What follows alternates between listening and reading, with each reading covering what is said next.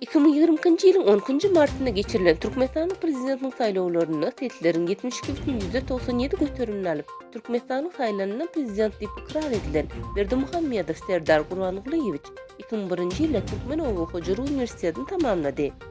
Hünäri boýunça inžener-teknolog. 2008-2011-nji ýyllarda Russiýa Federasiýasynyň Daşy işler ministrliginiň diplomatik akademiýasyny okudy.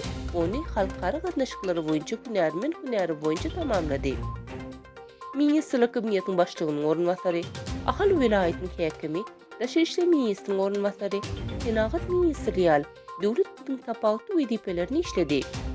Türkiýe Respublikasynyň prezidenti Recep Tayyip Erdoğan, Türkmen lideri Gurbanuly Berdimuhammedow we Türkmenistanyň häzir saýlanan prezidenti Serdar Berdimuhammedow bilen telefon arkaly töhfetleşip bolup, Türkmen döwletiniň häzir saýlanan başlygyny saýlawlarda kazanan önamli ýeňişi bilen türkmen gutlap, oňa bu möhümde jogapkärçilikli wezipetine uly üstünlikler arzyw etdi.